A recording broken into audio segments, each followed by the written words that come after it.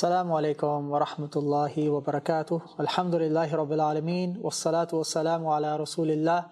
I start by praising Allah and asking Allah to send His peace and blessings on His final messenger, Muhammad, peace be upon him. Let's start with our next session. What we're going over is the Deen RoadMap. We are going over the proofs of Islam being the religion of truth. Last lesson, we went over the different religions and showing how Islam is different from the other belief systems, monotheism and polytheism. We discussed that, and then we looked at what made Islam special, and that is Tawheed, the belief in only one God, which agrees with our fitrah and with our mind. Now, going further about the Quran. The Quran, what is it? What does it claim to be? And what is its miracle? What different proofs do we have that this is from God? Number one, the first thing that we mention is that the Quran mentions the correct belief about the Creator. And that goes back to, and I want to re-emphasize on the belief that there is no one worthy of worship except Allah, that there is nothing like Him. He is the all-knowledgeable, the all-powerful, different from His creation. This is the first thing, the message of the Quran. The Quran calls you to worship the Creator. This is number one. Number two, we find that the Quran has a universal message, which is a reiteration of what we did last lesson. It's a message for all of humanity, not just for the people of Arabia, not for Pakistanis, not for people from America only, or from a particular country, or Indonesia.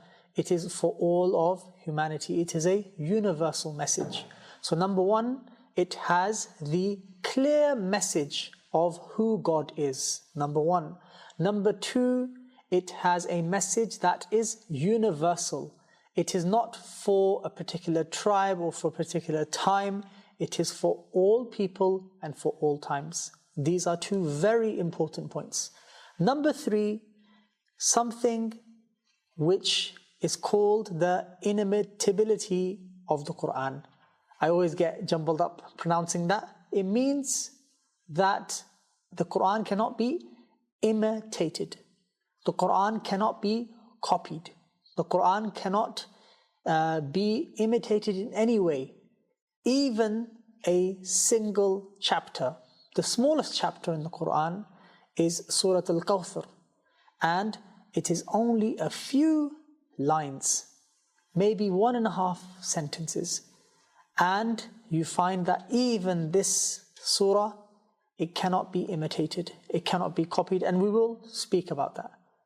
So number one, you can make a note of this if you want, a clear message of who God is. Number two, a universal message for all times and all peoples. Number three, it cannot be imitated, and this is a challenge of the Quran to produce something like it. And number four is the preservation of the Quran. The Quran is preserved. It's the same as it was when it was revealed to the Prophet Muhammad, peace be upon him. Number five is something we call a falsification test. We'll go into that, what it means. We use that term in science. But in short, it is a test by which the Quran puts forth a simple challenge. And that is mentioned in ayah number 82 of Surah An-Nisa. And it basically mentions that if this was from other than Allah, if this was from other than God, then they would have found in it many contradictions. And we find the Quran has no contradictions. It is in line with reality. And we will talk about that. Number six, it has different accuracies. And this is a continuation of it not having any contradictions. Remarkable structure of the Quran.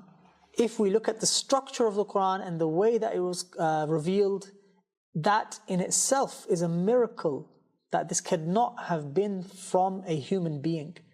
Numerical accuracies, scientific accuracies, historical accuracies. We will find all of these things in the Quran and more.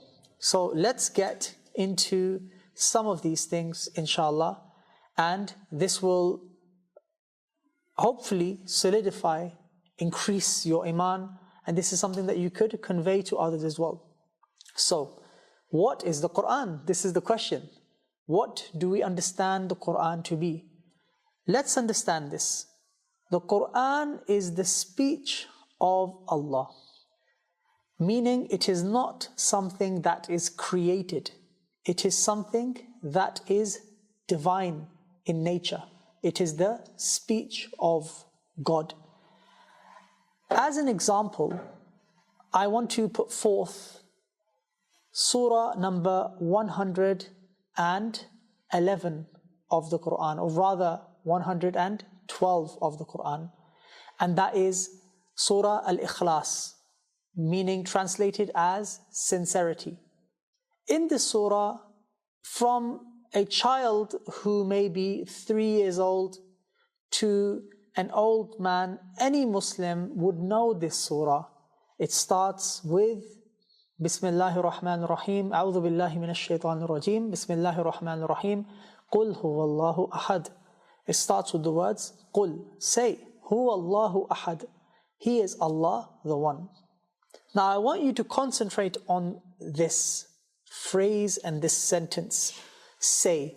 When the Quran says say, it is speaking to the Prophet Muhammad, peace be upon him, and it is giving a command many times. Qul, say, Huwallahu Ahad, He is Allah the One and only.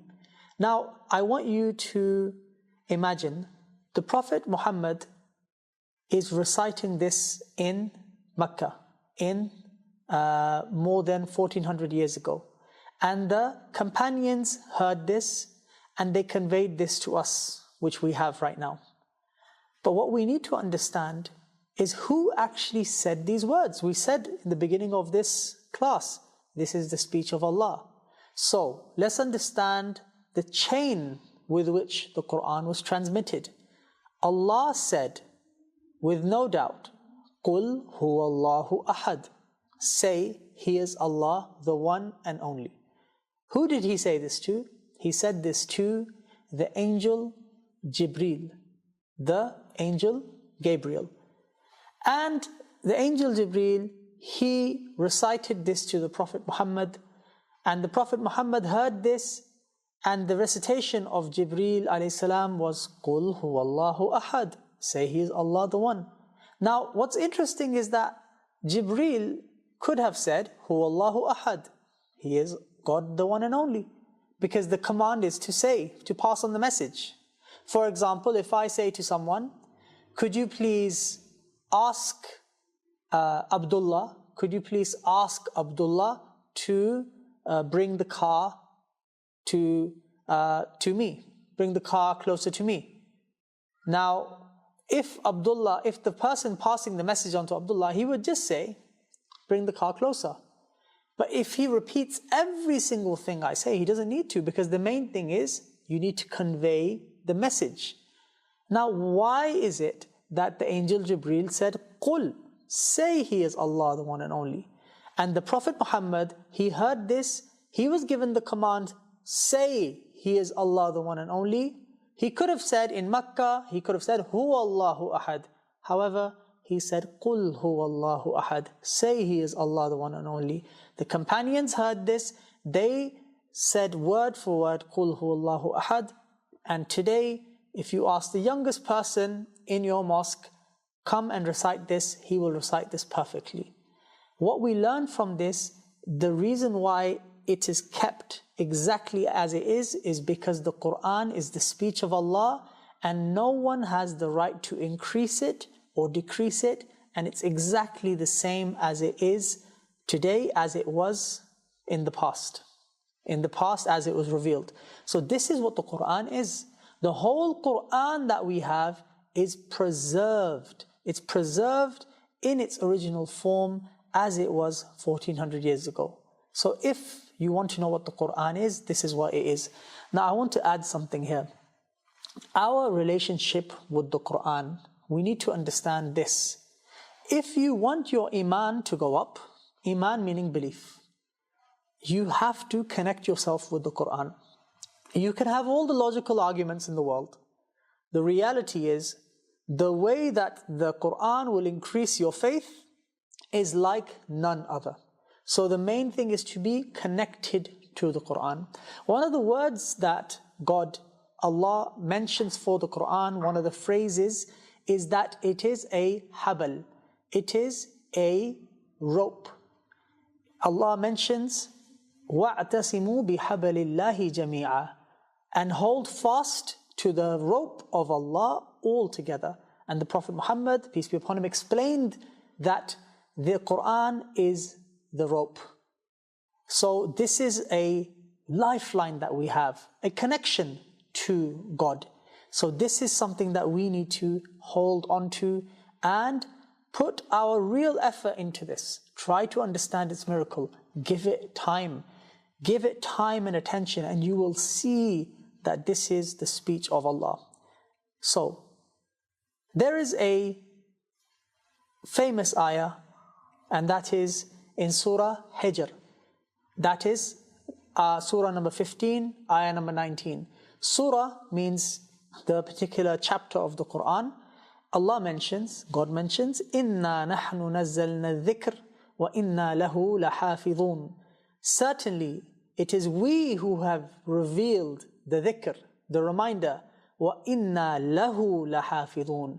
And certainly it is for us to preserve it. إِنَّا نَحْنُ نَزَّلْنَا الذِّكْرَ وَإِنَّا لَهُ لَحَافِظُونَ. إِنَّا نَحْنُ, indeed we, نَحْنُ, we, نَزَّلْنَا, we sent down. If you look at the Arabic, the emphasis on we have sent down is so strong. Inna, meaning we. Nahnu, meaning we. Nazzalna, we sent down. Al-dhikra, the reminder. Wa inna, and certainly we. Lahu, for it. Lahafidhun, certainly the ones who are going to preserve it. It is such a direct and strong promise that we are going to preserve this. If we were to look at the Arabic, we can only translate it into English, but it is extremely strong in terms of language. And this we can see that Allah has preserved the Quran. Let's look into why it needs to be preserved. Let's take an example of a glass of water. So imagine if you have a glass of water and you are very thirsty, and someone, they take, now I know that it might sound distasteful, they take some dirt and some mold from outside and they put it inside your glass of water. Would you drink that glass of water? The answer is no, you wouldn't. You wouldn't want to drink it. The question is, why? Why would you not drink that? And the reason is because now it is contaminated. It's been mixed. It's been polluted. It's been corrupted. In a similar way, when God reveals a revelation, it is pure, it is divine, it is from the Creator. But when a human being adds something to it, even if it's something small, or takes something away, then it becomes polluted, it becomes corrupted. So this is why it's extremely important to understand.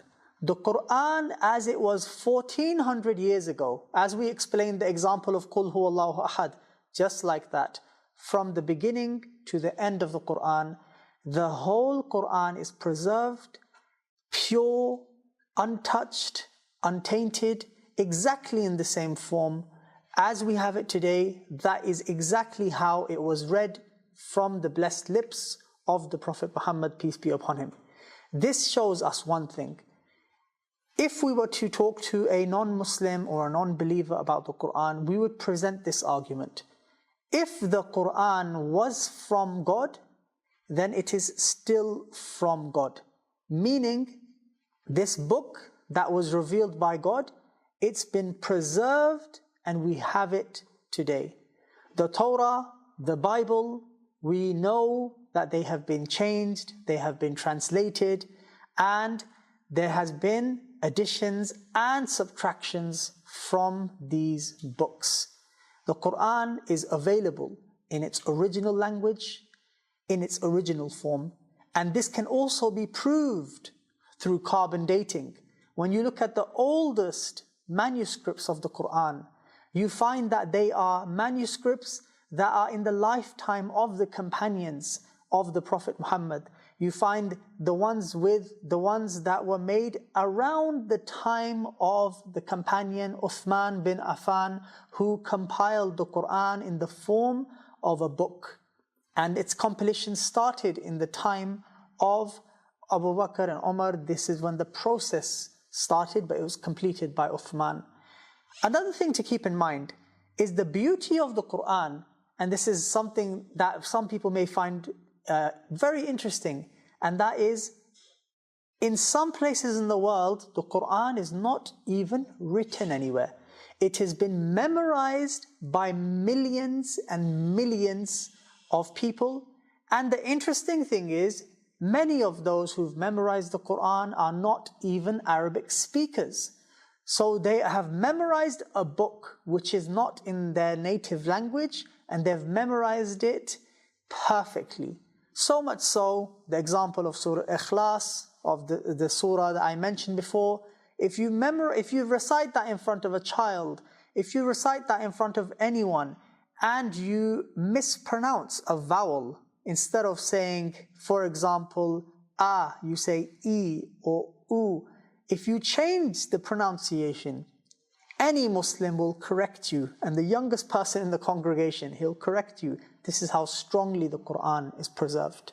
Now, with regards to the Quran, there's so much more we can say. I want to tell you a story, and it's very interesting, about a scholar, and this is when he was a student of knowledge, I believe. And I believe he was from the United Kingdom, and he traveled to a country in Africa. If I'm not wrong, I believe it was Mauritania. In this, he was in the masjid. The day was Friday. He wanted to read a surah called Surah Al-Kahf, which you read on Friday. He didn't memorize it, so he was in the mosque and he was trying to find a mushaf, meaning a copy of the Quran. He couldn't find it.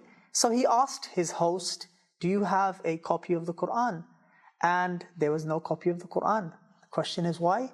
Because everyone in that society had memorized the Quran. In terms of, there were so many memorizers. The people who had memorized the Quran, they didn't have the Quran as readily available, you could say, like you do in normal mosques around the rest of the world. Now what's interesting is that his host called a child, and that child came and he told him, write for him Surah Al-Kahf. So that child wrote for him Surah Al-Kahf. And then, interesting thing is, that child said to his teacher, the host was his teacher, he said, Sheikh, if I don't do my work, my homework, will I become like him? Meaning, if I don't memorize the Quran, am I going to become like this person who doesn't even know who hasn't memorized Surah Al-Kahf?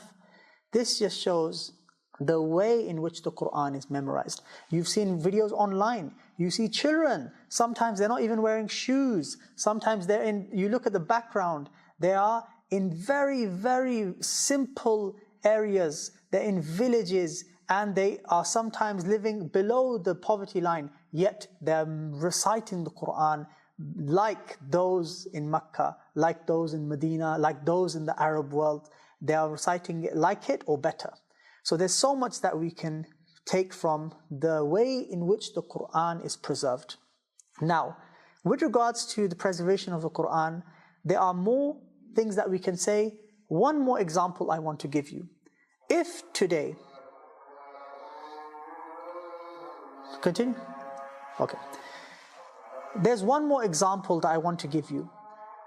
If the Quran today was wiped away from the face of the earth in the form, for example, just example's sake, if all of the Qur'ans in the world were taken away and they were put into the sea, and there was no more copy, what we would do is we would call a reciter from Pakistan, a Quran reciter from America, from Japan, from Saudi Arabia, from Sudan, from the different countries in the world. And you don't need to look very far because you will find them everywhere. You will call them, they will sit down, and within a few hours you'll have the Quran recited and you'll have the Quran in front of you. This is how well the Quran is preserved. So this is the preservation of the Quran. The next thing that I want to talk about is the falsification test mentioned in the Quran. A falsification test in science is to test if your hypothesis is correct. For example, you make a claim, and now you should be able to check if that claim is correct or incorrect. This is the basis on which science is founded. Now, when you look at the Quran, in ayah number 82 of Surah An-Nisa, that is the surah number 4, and namely the women, An-Nisa. Allah mentions, أعوذ بالله من الشيطان الرجيم, أَفَلَا يَتَدَبَّرُونَ الْقُرْآنَ. Do they not reflect on the Quran? وَلَوْ كَانَ مِنْ عِنْدِ غَيْرِ اللَّهِ لَوَجَدُوا فِيهِ اخْتِلَافًا كَثِيرًا. Had it been from anyone other than Allah, they would have found in it many contradictions.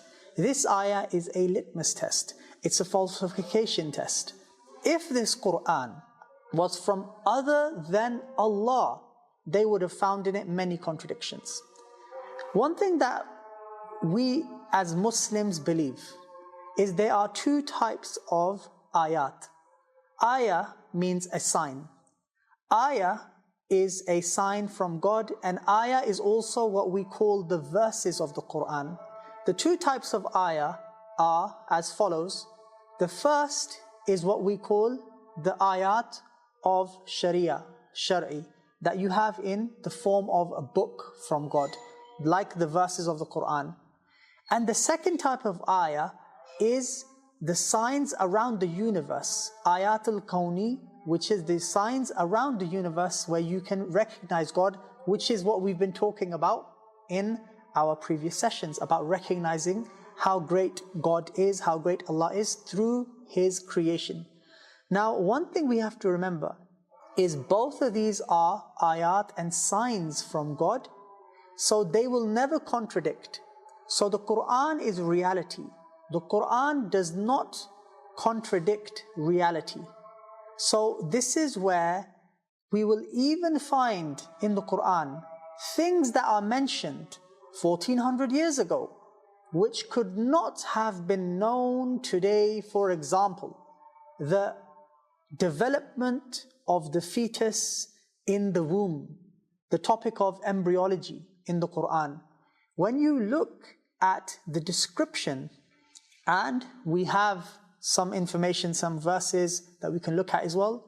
When you look at the description of what's mentioned in the Quran, and you look at modern day science, you realize that the Quran is completely in line with reality.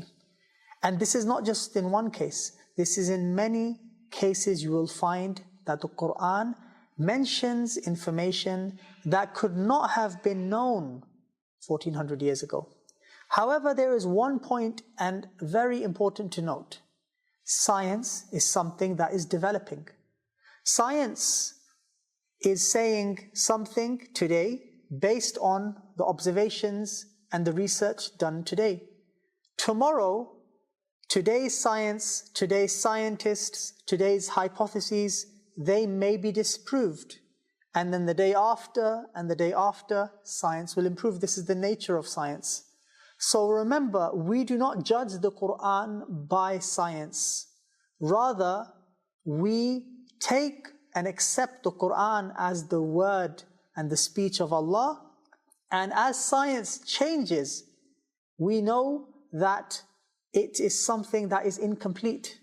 So we are not going to base everything, every truth on the science that we have today, because it is ever changing. This is something important to note, because there may have been some things in the past.